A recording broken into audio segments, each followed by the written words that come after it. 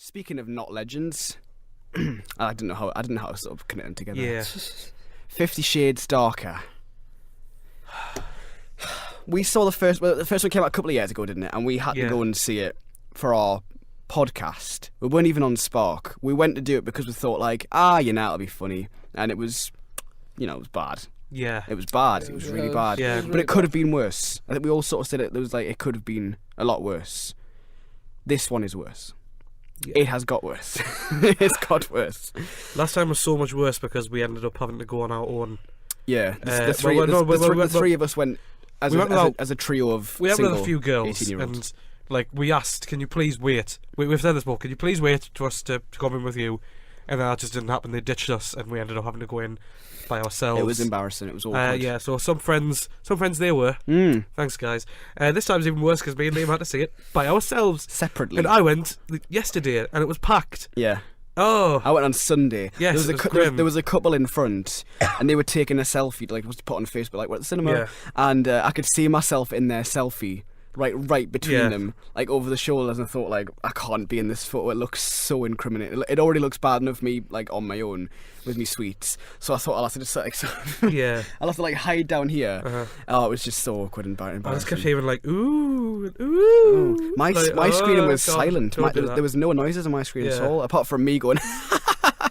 Yeah, I wish I could. Because it is so funny. But we catch us up. What's the plot of this? Yeah, so 50 Shades. It's not the same director. A lot of plot. Is there a lot of plot? Yeah, there's a lot of plot. But actually, there's not, to be honest. There's not as much. There's not as much as you'd like. So it's not the same director. There's a new director, James Foley, who directed Glengarry Glen Ross. And I know that's why House of Cards episodes. Why, James? Why? And so in this new one, Anastasia's left Christian Grey. She's got a new job. She doesn't need him anymore until 10 minutes later when suddenly she's back together because they promised her. Well, he's promised her a vanilla relationship where they're open and there's no more secrets. Of course, he does have secrets. No secrets. And he's got a crazy ex played by Bella Heathcote who comes back and she's got problems with him.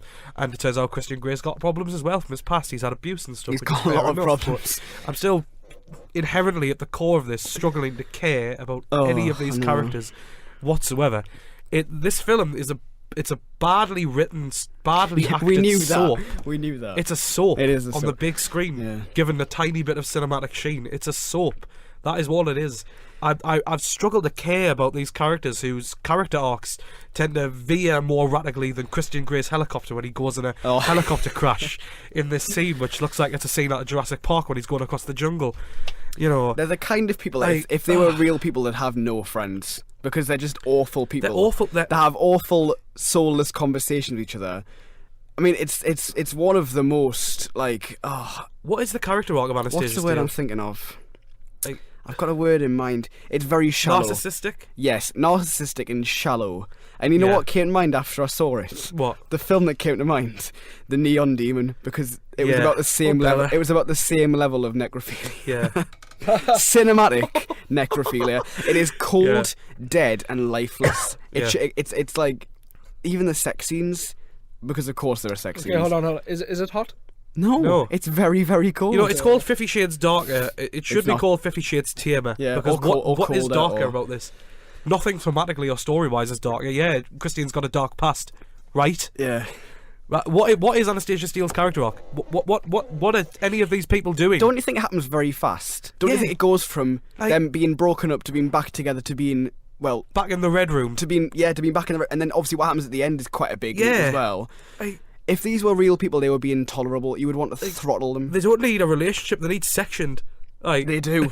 This is a very unhealthy relationship built on very unhealthy principles. Let's break it down. Dialogue, as you've said already, it's poorly written. Awfully delivered. The source material is poor. It's Twilight fan fiction written on a BlackBerry. Of all phones, a BlackBerry. I had a BlackBerry for 3 years. It's the worst phone. It's terrible. Well, I need a doctor to help me. The dialogue is given the exact amount of justice it deserves from Dakota, Vanilla Johnson, and Jamie Dornan, who looks like he's got dead cold eyes. There's nothing behind them eyes.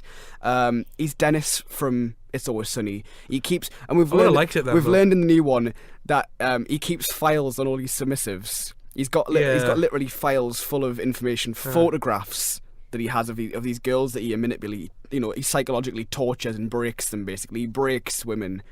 They keep trying to make you feel sympathy for him, but then I they know. bring back another element of his past or of his current self, which just makes you more and more. Why? No, I Why? know. Why do we need to feel? He smiles more in this one, Christian, but it's that cold, dead eyes of a serial It's killer like a look. shark smile, isn't it? Yeah, it's like You know, like the minute before they eat you. not to be trusted. His eyes turn white after every sex scene. You will never question humanity more than when you see a scene where Anastasia Seal is given a new Mac and a new Is it Anastasia Seal? Seal. Steel, I misspoke. Whipped from a brand new whipped from a pristine Mac rose. and iPad, and then receives a text from Christian on a new iPhone. Oh. Dream of me. The product And then placement you want is... to just walk out and just jump into a river. You know what? I love Ben and Jerry's, and I know we're not supposed to say that, but I love Ben and Jerry's. I hate them now. Other ice because creams are available. They are indeed. And I will say that certainly now because there's a scene where you can see it coming a mile away. They're in a supermarket, and you can see in the background, out of focus, a big fridge freezer full of Ben and Jerry's. You think that's going to pull focus, and of course it does. She literally gets one out the fridge. It's a big close-up shot, Ben and Jerry's, vanilla, and she's like, huh, like our relationship. No, just shut up, Dakota. Has there ever been a film with more vanilla sex scenes in the You bring me history to my of next cinema? point. The structure of the film is very much the same as the first one, like, you know, bit of dialogue, sex scene, bit of dialogue, sex scene, but like it feels like it's about 3 years long. The sex scenes actually bring the film to a crashing halt. It all just comes to a stop, and it's like the film just looks flat. There's no passion. I mean, if we're going to talk about nudity for one What do you mean second, passion? There's a current day pop song playing in every single one of them. What's not passionate about that? It's telling you right now, look, here's sexiness, sexy time, fun.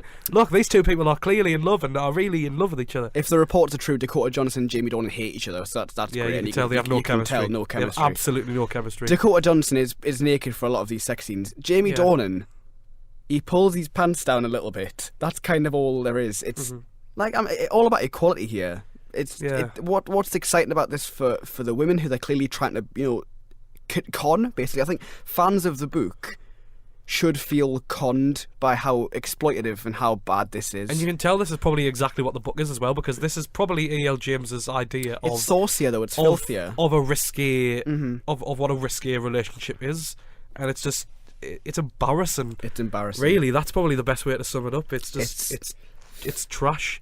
It's really, really bad. I would recommend it as silly fluff because it is very funny. I could not. Because I laughed for maybe it's- 5 minutes. There's no self-awareness in it at all. It's fully poor-faced. It believes everything that it says is some kind of cinematic genius. I would recommend it to go along just because you will laugh a lot.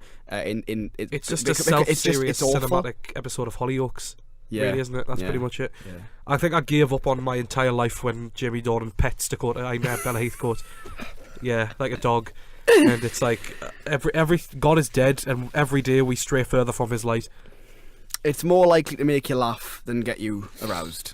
That's what it is. If Yeah. it makes you laugh at all, if it doesn't make you just lose faith. If you have in any humanity. faith in your partner, take him or her to see John Wick 2.